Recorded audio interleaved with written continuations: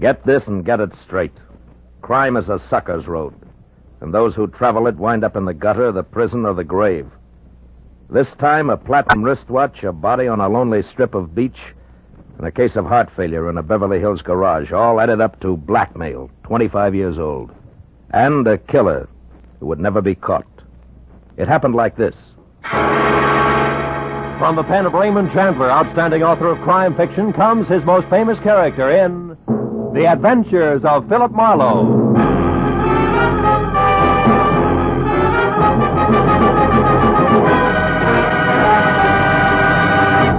In just a moment, tonight's story. But first, a message from the Ford dealers of America.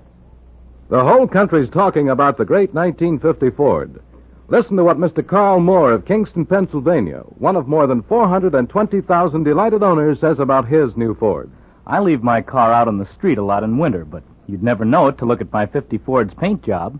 It's still as new-looking as when I bought it. I'll never stop wondering how Ford can sell a car that stands up so well for so little money. And speaking of getting a lot for little money, my Ford gives me up to 22 miles to a gallon of gas. Yes, it's hard for Ford owners to keep the good news to themselves. The news about the economy of the big new Ford. From its low initial price to its high resale value. From its low cost of maintenance to its thrift on gas and oil. Ford is a real economy buy. But prove it for yourself. Your neighborhood Ford dealer has the facts on Ford economy, and he'll be glad to have you test drive the big 1950 Ford in your own way. And now we bring you tonight's exciting story, The Anniversary Gift.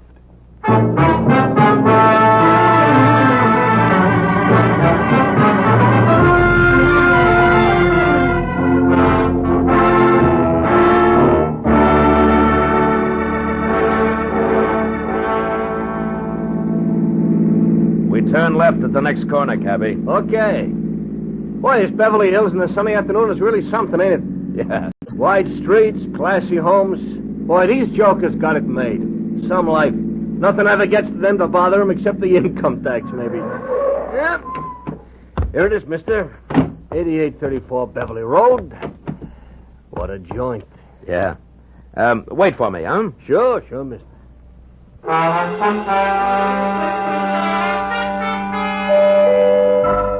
The door was answered by a girl of about 16, a tall, slender girl with dark eyes, too deep for her years. Oh, come in, won't you? I believe Dad's expecting you. She led me across a living room as dignified as the lobby of a bank to a door that she opened. If you'll wait here in the library, I'll tell Dad you've come. The library of Stanley Towner, my new client, was as somber as his living room, except for one thing. Over a fireplace that half filled one wall was a life-size portrait of a woman. A most beautiful woman. Could have been a painting of what the girl who had just left would look like in another 25 years. I was still staring at the picture when Stanley Towner came in. That's a portrait of Margaret, my wife. We lost her 1 week ago today. I'm sorry, Mr. Towner. Well, we'd been expecting it for over a year. The doctors had warned us, but even when you're braced for a blow like that, Yes, I know what you mean. It was her heart, Marlowe. She was coming home from a shopping trip in Westwood last Tuesday evening when it happened. She had her own car and was just pulling into the garage here when the attack seized her. Catherine, my daughter, and I both heard her car hit the garage wall. We ran out and found her. The doctor did everything possible, but Wednesday morning she was dead. I'm sorry. It's all right, Mr. Towner. I must tell you all this because the reason I called you here has to do with Margaret's death. I don't understand. I've got to get Margaret's watch back. A what? A watch? Yes, a wristwatch. It's, well, I'll try to explain. I loved my wife very deeply, Marlowe. Now that I've lost her, the most important thing in the world to me is the preservation of her memory. Can you understand that? Well, it's natural that you'd cling to things that remind you of her, Mr. Towner. Now, what about the watch? It's lost. Somewhere in Camino Beach. You know where that is? Yes, a few miles below Redondo. Yes, that's right. The day Margaret died, I had taken her watch with me to have it repaired. I went down the coast on some business, and on the way back, I stopped at Camino Beach for lunch. A place called the Trade Winds. You had the watch with you when you went in? Yes, in my overcoat pocket. I came out and got in my car and was halfway back to my office before I realized it was gone. I've got to get it back, Marlowe. How much is it worth? In cash, about $500, but to me, now, it's worth 20 times that. What's the watch like? It's a Benris, platinum, and set with emeralds. Mm-hmm. I gave it to Margaret on our 20th wedding anniversary. There's an inscription on the back to Margaret from Stanley with eternal love. I know that watch is somewhere in Camino Beach. Can you find it and bring it back here to me? There's nothing more you can tell me? Unfortunately, that's all there is. I'll do my best. But I can't guarantee a thing.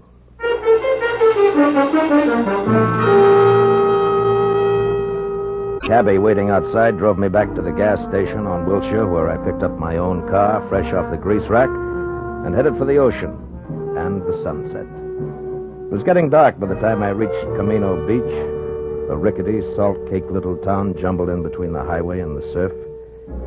Yeah, my first stop was the Tradewinds Cafe, a waterfront shack on spindly legs standing knee-deep in a smelly backwash. It only took 10 minutes to find that there was nothing there for me.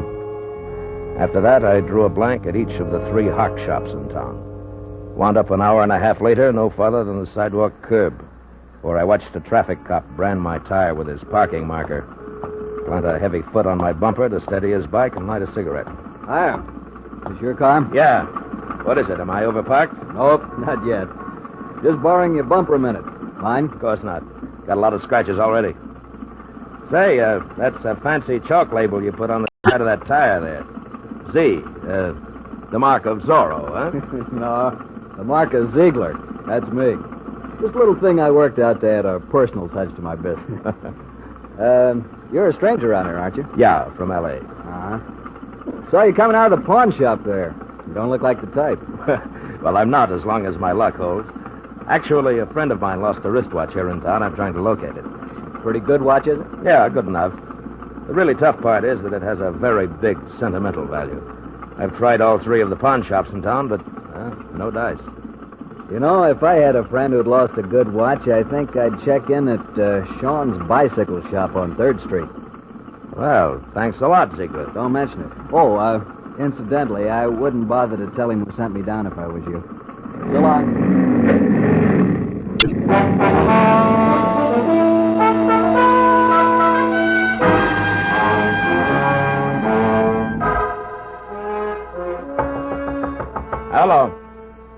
Hello, anybody there?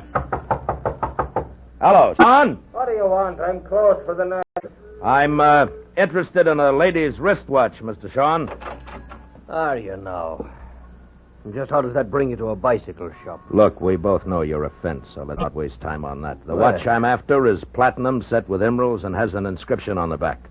To Margaret from Stanley with eternal love. A bright sentiment, I'm sure. Have you seen the watch? No. Look, Sean, either I beat your tongue as limber as the St. Bernard's ears, or you accept this $20 in exchange for some straight information. Peacefully. Now take your choice and take it fast. $20. What kind of a choice is that?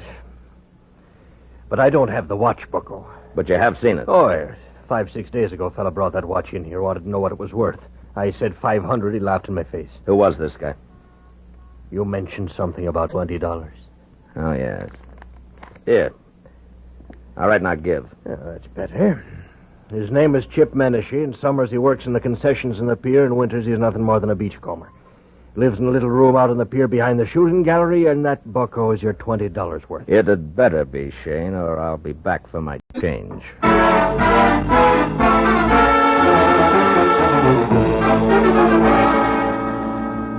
The amusement pier was deserted.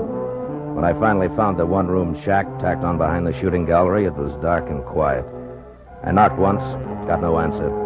So I pushed a wad of rags out of a broken pane of glass in the door, reached inside, and unsnapped the lock and went in. With a light from the one naked overhead bulb, I started through the room. On a packing crate that passed for a dresser, I found a week-old newspaper clipping. It said the body of one Leon Stice of Camino had been found on an isolated beach Wednesday morning, shot in the chest. No apparent reason. Stice was survived by his wife, Nancy, of 320 Front Street. I got real busy wondering why a bum like Chip Menashe saved old newspaper clippings of murder stories when a noise outside turned me toward the open door. What are you doing in my place? You weren't home, so I came in to wait. You a cop or something? No, I'm no cop, Menashe. The name's Marlowe. Maybe we can do business. Sit down. I don't get you. I collect old watches. A mutual friend sent me, Menashe. Yeah? I'm interested in ladies' watches, particularly. Maybe something in platinum with pearls. Okay, Pally, what's the proposition? Nothing until I see the merchandise. Now, how about putting it on display, huh? I can't hear you, Pally. Come on now. Where's the watch? Don't rush me, mister. Don't rush me. You'll get you nowhere. All right. Make me a proposition. 10 grand? 10,000? Uh-huh. You must be out of your mind. Yeah, we'll see who's out of their minds. That's a very valuable watch. Maybe you better get out of here and add it all up again. Yeah, maybe I'd better at that. But, Menashe, don't go away, because I'll be back. I won't go away. I know when I'm sitting on top of the pile.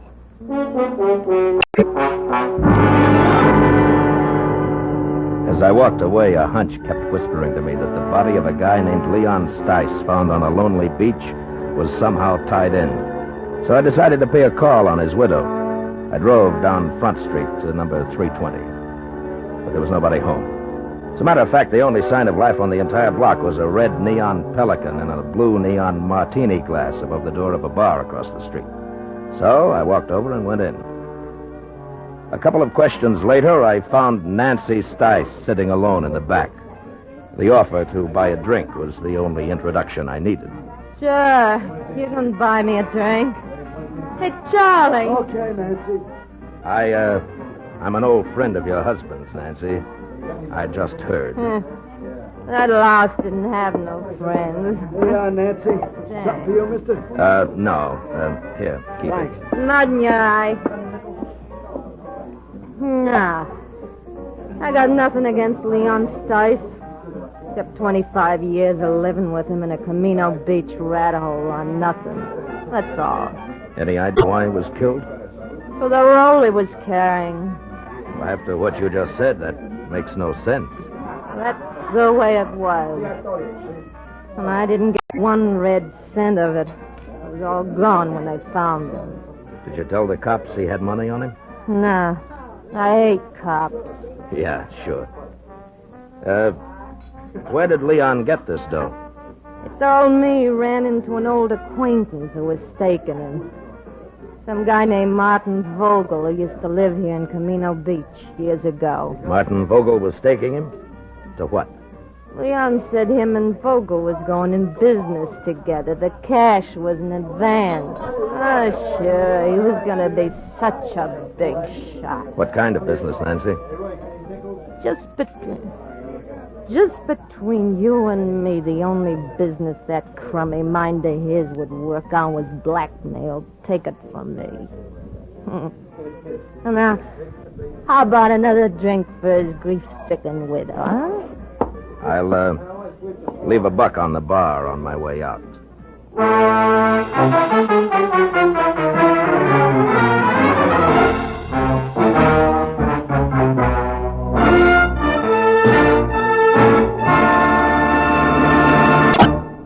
In just a moment, the second act of Philip Marlowe. But first, a brief message from the Ford Dealers of America. From coast to coast, Ford owners agree the big new Ford brings you more for your money. More in comfort, more in performance, and more in economy.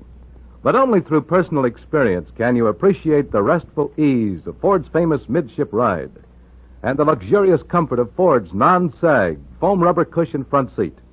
Only by driving this great car can you enjoy its smooth power and solid roadability. And only by getting the facts about Ford's economy can you understand that so powerful, so smooth riding, and so beautiful a car can cost so little to buy. To run and to maintain. But see what the new Ford gives you. Find out how much it saves you. Yes, before you buy any car at any price, it will pay you to stop by your local Ford dealers. Take the wheel of the 100 horsepower V8 or its companion in quality, the 95 horsepower 6. Once you've driven it, you'll agree. The new Ford is the one truly fine car in the low-price field. Now we return to the second act of Philip Marlowe and tonight's story, The Anniversary Gift.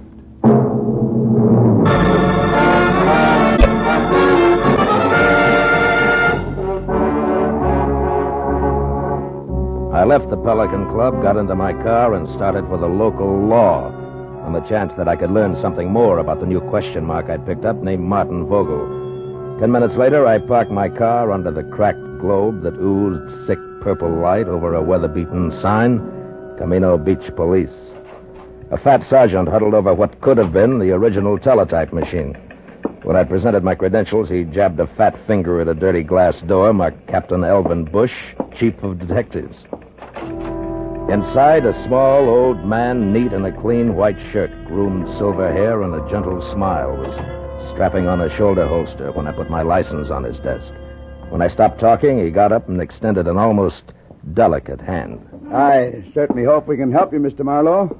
Martin Vogel, you say? Yes, it might have been a long time ago, Captain, maybe even 25 years, if he was mixed up with the police at all. Do your records go back that far? Oh, yes, by the apple crate load. And I mean that literally, Mr. Marlowe. You see, in Camino Beach, police files, fixtures, and furniture are somewhat lacking. City appropriations only go where they show. Public bird baths, statues of the mayor. Oh, here. This bottom crate here. Marked, let's see. 1921 to 1930. Figure he was arrested along in there, this Vogel? Yeah, if he was arrested. Yeah, it's dusty, isn't it? Well, the cards are alphabetical. Yeah. And let's see. Riker, Rooney, Stemple. By the way, Mr. Marlowe, what's your angle? I'm not sure, Captain. Svensson, Underley, Vetterman, Vogel. Martin. Got it, eh? Yeah, picture and all. Bring it over here in the light. Yeah. Martin Vogel arrested Camino Beach Hotel, May 28, 1923, on warrant from Chicago, Illinois police. Returned to Chicago, sentenced to 5 years in state penitentiary for embezzlement. Arresting officer, Patrolman Elvin Bush. Picked him up myself, did I? Well, I've locked up a lot of people in the last 35 years. Yeah, I guess you have it. Holy smokes. Huh? What? That can't be. What is it, Mr. Marlowe? You look kind of pale. There was no mistaking it. The time-yellowed picture of Martin Vogel made it plain. Vogel and my client, the distinguished Mr. Stanley Towner, were one and the same. That meant that Towner had lied to me, and more important, had no doubt killed Leon Stice, who was blackmailing him because he knew he was Vogel.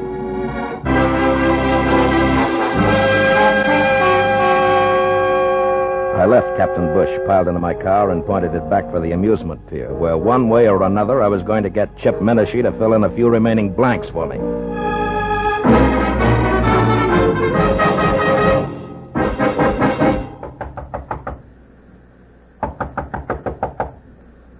Yeah, who is it? Marlowe, Menashe. I want to talk business. Okay, Marlowe. Looks like I doped it right. I thought you'd come back. All right. Now get up. Now listen hard. I want the watch and the story that comes with it. I told you my price. It's still 10 grand. You're bluffing, Menashe. You know the watch means money, but you don't know why. Yeah, Mr. Weisenhofer. All right, now come on, talk. Okay, quit. I'll tell you what you want. I took the watch from Leon Stice. I found him dead on the beach. It was clenched in his fist. And the dough you're spending? Was in his wallet. Let me up, will you? All right, come on. Now sit over there. Hands in your lap. School isn't out yet. What more do you want, Marlowe? How do you tie the watch in with Stanley Towner? What makes you think I did? The fact that I was sent here to Camino Beach and the fact that you were ready and waiting for somebody. Well? Okay. I was lucky. When I read about Stice in the papers, I also just happened to read another article, an oddity, you might say, about a woman in Beverly Hills, a rich man's wife who got a heart attack in her car just she pulled into her garage. Woman called Towner, front name Margaret. Wife of a big-shot broker, also called Towner, front name Stanley. I went from there. It's shrewd. Yeah, genius. Okay, now give me the watch. Come on, let's have it. All right, get your mitts off. Here. Now you're real happy, Muscles? Happy that you... Hey, cops. Come this way. Hey, Menashe. Wait a minute! By the time I got to the door, he was halfway across the boardwalk to his car. But Captain Bush and his sergeant were ready and waiting. When Menashe was next to the gun he kept in his glove compartment, the spotlight on the squad car slashed through the dark, found him, and froze him in a position. We've got you, Menashe. You better quit. Menashe, do you mean? No, you listen, Papa. Let him have it, Becker. The windshield sprang into little pieces. That got him. Come on, Becker. I waited until Captain and Becker were next to the body and had lifted it off the steering wheel. And then I moved quietly along the side of the buildings as far as the squad car. There, I turned and started back toward them. Hey, what happened? Oh, it's you, Captain. What brings you around here, Mr. Marlowe? A guy in town told me that somebody named Chip Menashe might give me a lead on Martin Vogel. You won't be able to now. That's Menashe. What? We wanted him for a week-old stick-up murder. Stick-up murder? That guy on the beach? The same. Say, Becker, you find the money on him? Right, some $300, Captain. Good. Well, you better call for the wagon now. Check. Funny thing, Mr. Marlowe. One fingerprint did it. Oh, how's that? Well, that guy on the beach, Leon Stice. We found his empty wallet in the sand next to him. It had an isinglass front over his driver's license with a thumbprint that wasn't his. But was Chip Menashe's, huh? Well, we got on to Menashe because he was spreading a lot of dough around. Today, Becker got down here and lifted one of his prints. That cinched it, huh? Yes, that and the shot he just threw at me. Yeah, strictly a stick-up killer who got caught. Marlowe, about this Martin Vogel, you still want to let it go that the Beverly Hills police are going to get in touch? I think so. Good night, Captain Bush.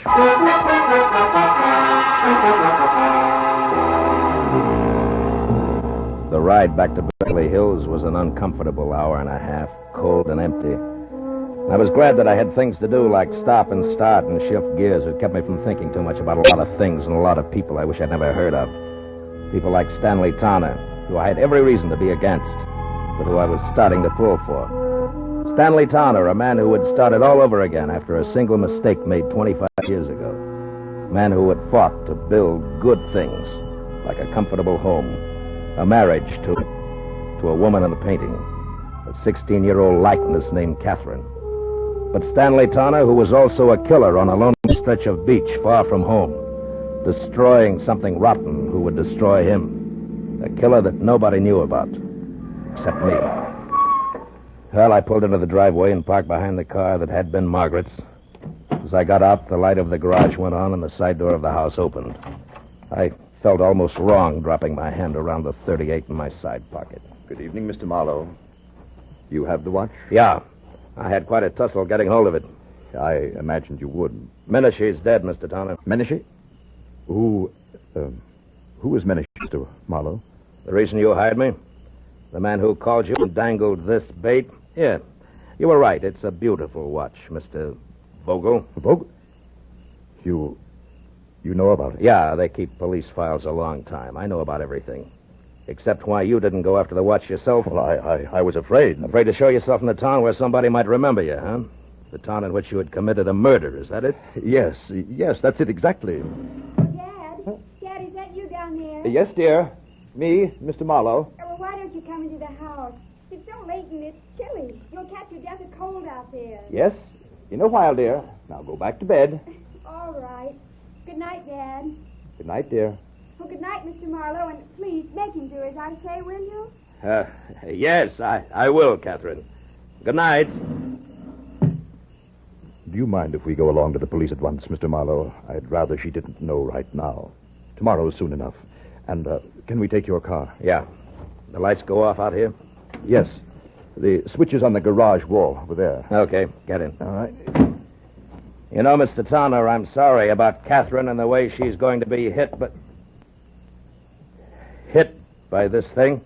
The switch is there on your right. On your right, Mr. Marlowe. Yeah.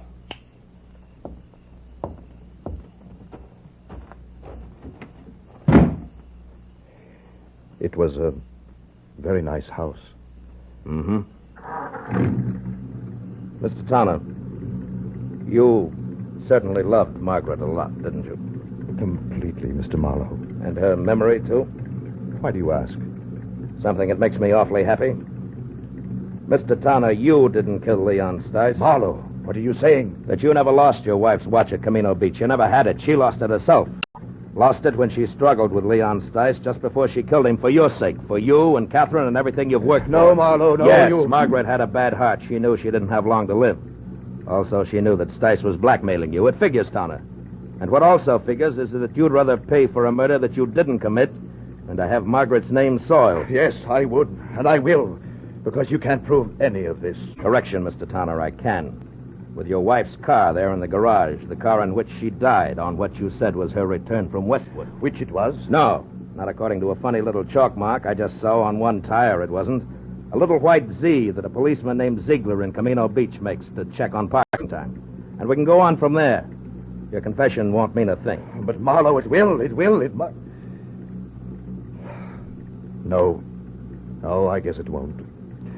I guess you can't hide the truth very often, can you? No. Only once in a great while. And then, strangely enough, only when it seems like the right thing to do. What do you mean? Why did you stop the motor? There's one thing I haven't told you yet. The way things worked out in Camino Beach, Mr. Towner. The police there think that Menashe killed Leon Stice, and they're happy that way. They never heard of you or your wife. And I don't see why they should. No. Well, yes. I mean that nobody really knows the whole story. Nobody except you, Marlowe. Nobody, Mr. Towner. Good night. Thank you, Mr. Marlowe. Good night.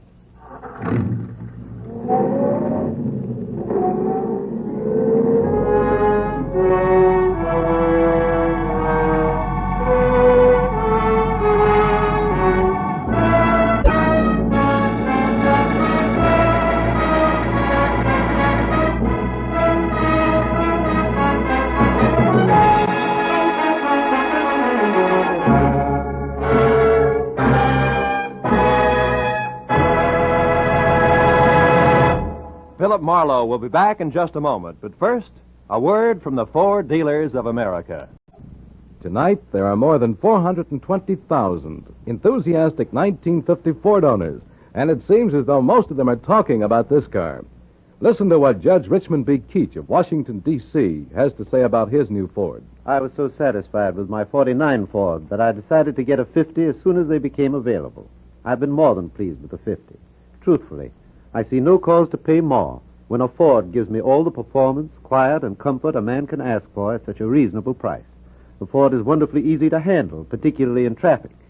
Yes, ask any Ford owner how he feels about his big new Ford, and he'll tell you it's tops for performance and for comfort. But prove it for yourself. Drop into your neighborhood Ford dealers and test drive this truly great car. You'll be amazed when you discover how little it costs to buy, to run, and to maintain. Do it tomorrow. Test drive the big new 1950 Ford. Be sure and be with us again next week when Philip Marlowe says...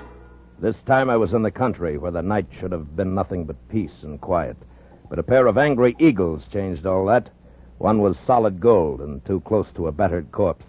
The other weighed 160 pounds and was too quick with his fists, in or out of the ring.